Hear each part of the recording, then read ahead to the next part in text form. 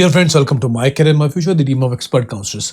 कल हरियाणा में second round में जिन एनआरआई स्टूडेंट्स को सीट अलॉट हुई थी, उनका डॉक्यूमेंट वेरिफिकेशन राउंड था। यहाँ पर एक बहुत बड़ी हैरानी की बात रही कि यहाँ पर रिजेक्शन बहुत बड़े नंबर पे कल देखने को मिला। टोटल जो 50 एप्लीकेंट्स थे, हालांकि 52 अलॉटमेंट्स थी, 2 स्टूडेंट्स ऐसे थे जो पहले राउंड में ज्वाइन कर चुके थे, अपग्रेडेशन के लिए डाल रहा था, जिनको डॉक्यूमेंट्स वेरीफाई नहीं कराना थे, हालांकि रिपोर्ट करना था। 50 फ्रेश अलॉटमेंट में से 30 रिजेक्शंस। 50 में से 30 रिजेक्शन अपने आप में 60% रिजेक्शन होता है। बहुत बड़े नंबर्स होते हैं, वो भी हरियाणा के अंदर। सिर्फ 20 स्टूडेंट्स जो थे वो एलिजिबल हो पाए, बाकी रिमेनिंग 30 का जो रिजेक्शन हुआ, उनकी जो यहाँ एलिजिबल नहीं हो पाए, उनकी लिस्ट मैं स्क्रीन पर आपके सामने शेयर कर रहा हूँ, और वो जो 20 सक्सीड कर पाए उनकी लिस्ट भी आपके सामने स्क्रीन पर शेयर कर रहा हूँ।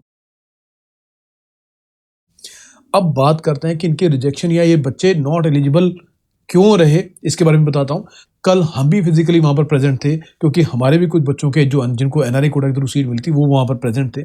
उनका कहना ये था कि सर, जब हम अंदर थे और जब डॉक्यूमेंट्स वेरीफाई हो रहे थे, पहले एक बार एक टीम ने वेरीफाई किए, दूसरी बार दूसरी कमेटी ने वेरीफाई किए। जब वेरीफाई हो रहे थे डॉक्यूमेंट्स, हमारे आगे हमारे पीछे बहुत सारे बच्चों के डॉक्यूमेंट्स रिजेक्ट हो रहे थे, क्योंकि डॉक्यूमेंट्स कंप्लीट नहीं थे।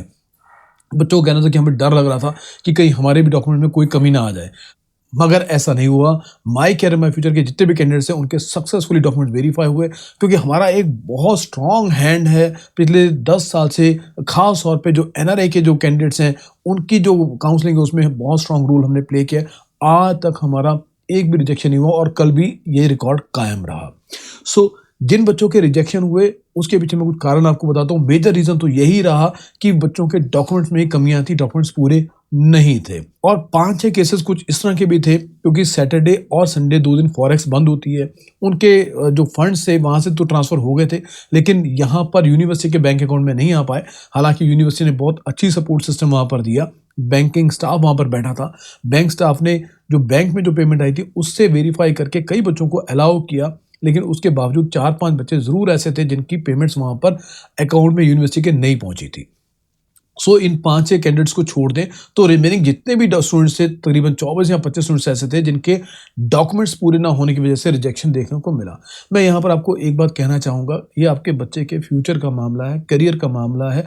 जब आप 1 करोड़, 1.25 करोड़ रुपए की फीस खर्चते हैं, तो आप थोड़ा पैसा और लगाएं, एक अच्छे काउंसलर को हायर करें। मैं बार बार रिपीट करूंगा, एक अच्छे काउंसलर को हायर करें, खास तौर पे जिनका एक प्रूवन ट्रैक रिकॉर्ड हो। यहाँ पर आप कोई पैसा बचाने की कोशिश ना करें, जहाँ इतना पैसा खर्चा है वहाँ पर थोड़ा सा पैसा और सही। लेकिन अगर आपके बच्चे के डॉक्यूमेंट वेरिफिकेशन सक्सेसफुली हो जाते हैं, आपके बच्चों को सीट अलॉट हो जाती है, ये एक बहुत बड़ी अचीवमेंट होती है। मेडिकल में ये एक बहुत बड़ा क्रिटिकल पॉइंट है जो डॉक्यूमेंट वेरिफिकेशन का है।